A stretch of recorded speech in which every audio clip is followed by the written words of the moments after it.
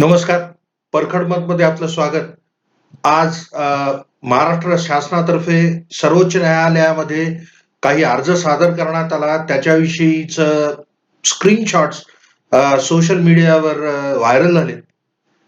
तो एक अर्ज आहे, की हे प्रकरण लवकरात लवकर कॉन्स्टिट्यूशन बेंच स्थापन व्हावे यासाठी सादर केलेला अर्ज लवकरात लवकर सरन्यायाधीशांसमोर अ, सादर व्हावा, ज्याद्वारे उचित ते रिलीफ शासनाला मिळू शकतील. आणि या अर्जाचे वैशिष्ट्य असे, की फार मनोरंजक ह्याच्यामध्ये कंटेंट आहे.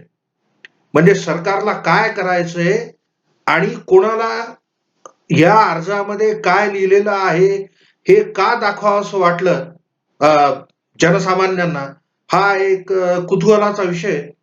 तरी पण प्रस्तुत जे काही आहे त्याच्यावरून शासनाची नीतीविषयी आता काहीतरी भाष्य करणं आवश्यक आहे. एक असं झालं, की दिवाळीची भेट म्हणून विद्युत पारेषण कंपनी जी महावितरण कंपनी आहे, या महावितरण कंपनीतर्फे काही ज्याला आधी एम-एस-सी-बी म्हणायचो आम्ही, या अ, महावितरण कंपनीतर्फे पदभरती जी आहे, जवळपास 7,000 जागा आहेत म्हणे त्या. तर त्याच्याविषयीची प्रक्रिया रखडली होती. तर एस-सी-बी-सी वर्गाला वगळून सर्वोच्च न्यायालयाच्या आदेशास अधीन राहून नियुक्त्या देण्यात येणार आहेत, अशी एक सूचना त्यांच्या अधिकृत वेबसाईटवर आली. अर्थात त्या बाबतीत ऊर्जा मंत्री जे आहेत त्यांनी विपर्यस्त विधान केलं, की आम्ही काही एस-सी-बी-सीच्या विद्यार्थ्यांना सामावून उमेदवारांना सामावून घेत आहोत. काहींना खुल्या प्रवर्गातून, काहींना एस-सी-बी-सी प्रवर्गातून. त्यातून एक गैरसमज असा पसरला, की नियुक्ती देण्यात येत आहे. तर हे सगळं दिशाभूल करणार आहे. आणि आजचा अर्ज जो आहे, हा आजचा अर्ज जो सादर केलेला आहे, या अर्जाचा साकल्याने विचार करता असं, की सरकारला आपलं धोरण स्पष्ट काय आहे, हे अजूनही सांगायचं नाही. 2 महिने उलटून गेलेले आहेत. आजच्या अर्जामध्ये असं नमूद आहे, की सर्वोच्च न्यायालयाने दिलेल्या स्थगितीच्या आदेशामुळे हजारो विद्यार्थी आणि परीक्षार्थी संभ्रमात पडलेले आहेत. त्यांच्यावर बाका प्रसंग आलेला आहे.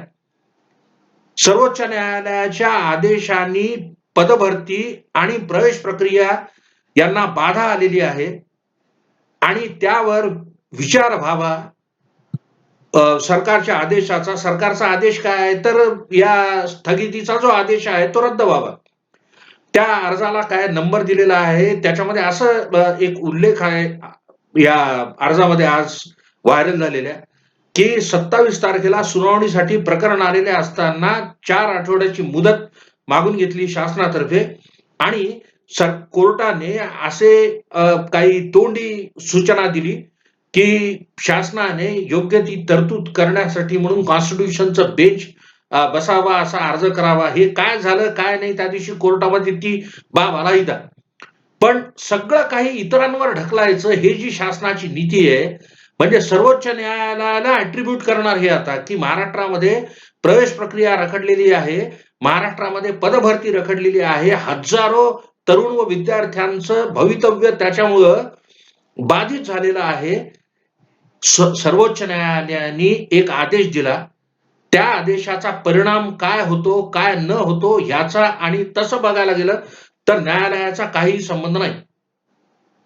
पण अजूनही या आदेशाच्या आदेशातील सूचनांचा अवलंब का केला गेलेला नाही? पदभरती का रखडलेली आहे? प्रवेश प्रक्रिया का रखडलेल्या आहेत? त्या फक्त एका गोष्टीमुळं, की राज्य शासनाला एका विशिष्ट वर्गातल्या काही विशिष्ट लोकांना दुखवायचं नाहीये.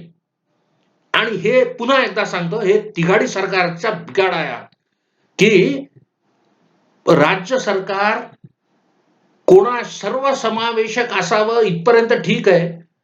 पण कोणा एकाचं मन दुखावल्या जाऊ नये म्हणून शासन निर्णय घेत नाहीये एखादा. हे म्हणजे हे इतकं विचित्र आहे समजून घ्यायला, याचं आकलन करायला आणि ह्याचं भान लावणं ह्याच्याविषयी, म्हणजे to get this properly explained, it will take a political scientist as to what is happening. महाराष्ट्रामध्ये आज सध्या काय चाललेलं आहे याच्यासाठी प्रचंड कोणीतरी राजकीय आणि सामाजिक विश्लेषण करणारा विद्वान लागेल, की एक आदेश पारित केला सर्वोच्च न्यायालयाने, की एक आरक्षण देऊ केलं होतं राज्य सरकारने. त्या आरक्षणाचा अवलंब न करता तुम्ही तुमच्या प्रक्रिया पुढे सुरू ठेवा. प्रवेश प्रक्रिया सुद्धा 20-21 आणि पदभरती सुद्धा. तर हेच करायचं नाही. आणि म्हणजे पदभरतीचं घोडं कशामुळे अडलंय ही गोष्ट वेगळी. पण 2018 मध्ये घेतलेल्या परीक्षांचे अजूनही अंतिम निकाल लागलेले असतानाही नियुक्त्या झालेल्या नाही. आणि हे स्थगनादेशाच्या आधीपासूनची परिस्थिती आहे.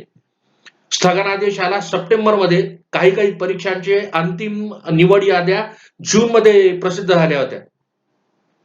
तर why this policy paralysis? There is no explanation except for the fact that the state government does not want to do anything so as to displease a particular section. म्हणजे केवळ फक्त एक समाजाचा एक विशिष्ट वर्ग नाराज होऊ नये हीच कवायत फक्त सरकारला करायची आहे. त्याच्याविषयी काही नाही.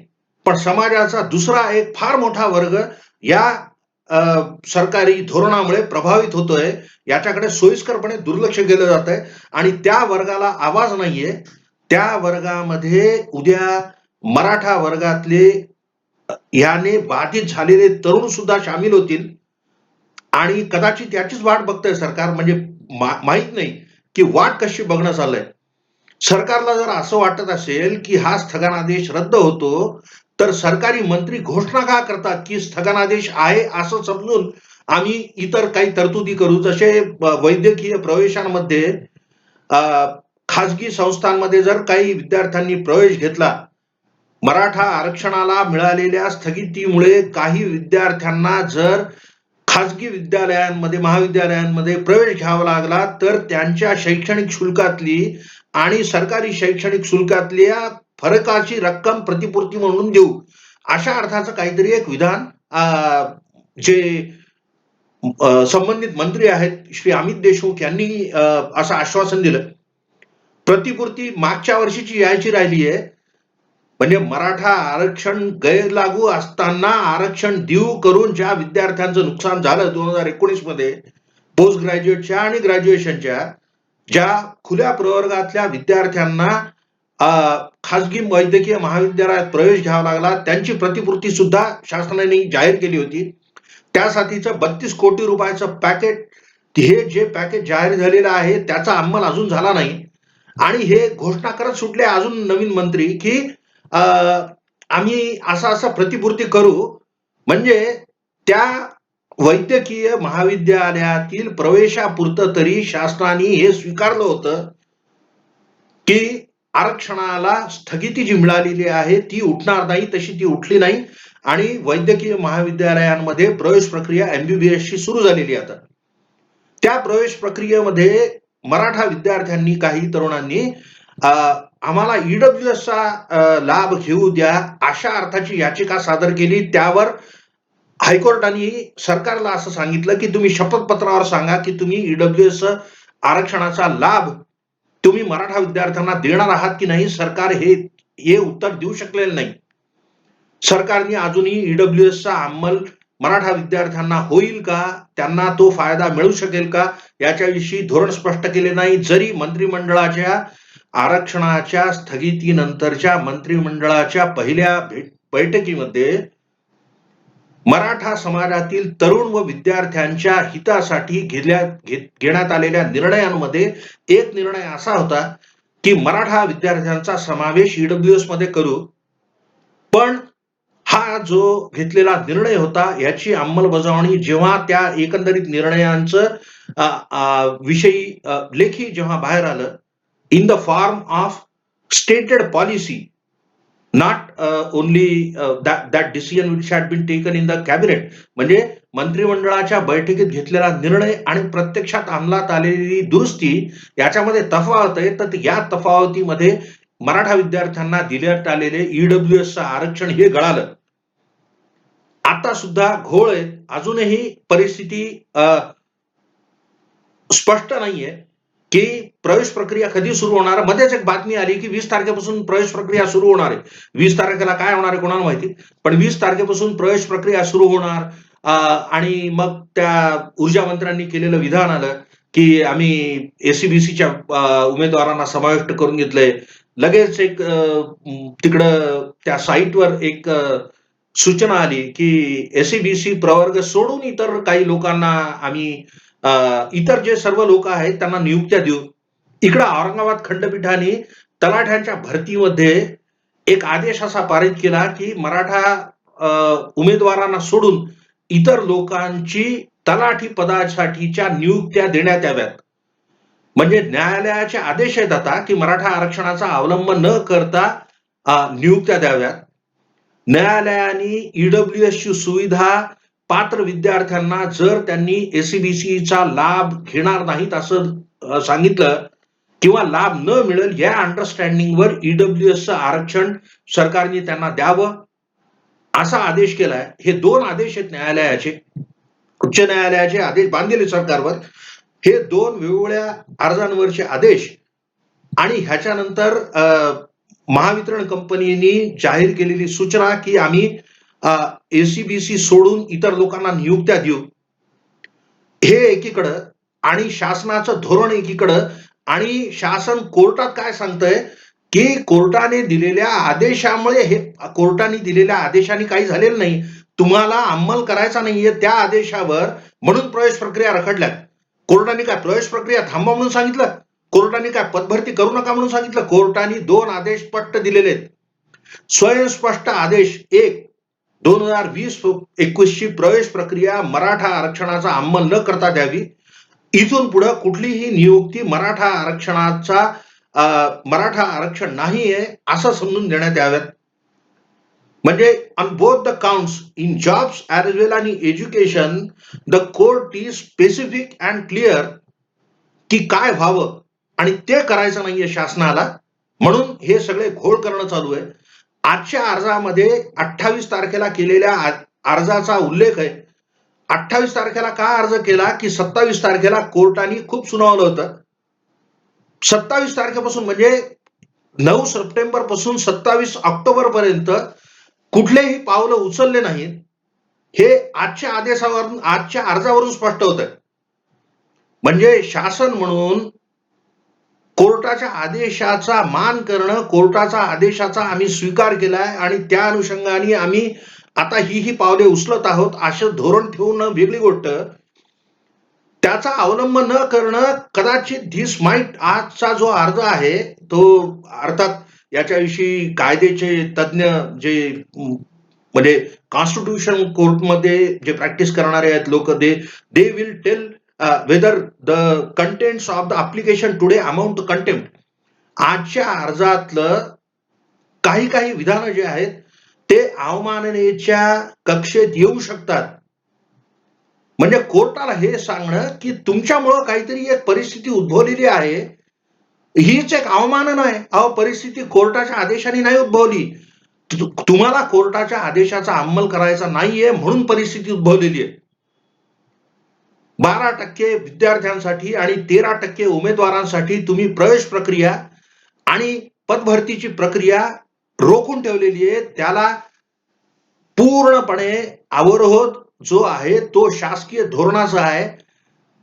तरुणाई जे आहे म्हणजे जे परीक्षार्थी उमेदवार आहेत त्यांच्यातले परस्परातला संभाषण जर समाज माध्यमांवर वाचलं, युट्यूबवरच्या माझ्या स्वतःच्या व्हिडिओवरचे कॉमेंट्स वाचले, टेलिग्रामवरचे काही वेचे संभाषणांचे आणि इतर जी चर्चा चाललेली आहे त्यावरून हे स्पष्ट आहे की मराठा विद्यार्थ्यांनी आता मराठा तरुणांनी तरी आता हे स्पष्ट जाणून घेतलंय की मराठा आरक्षणाची स्थगिती नाही उठणार.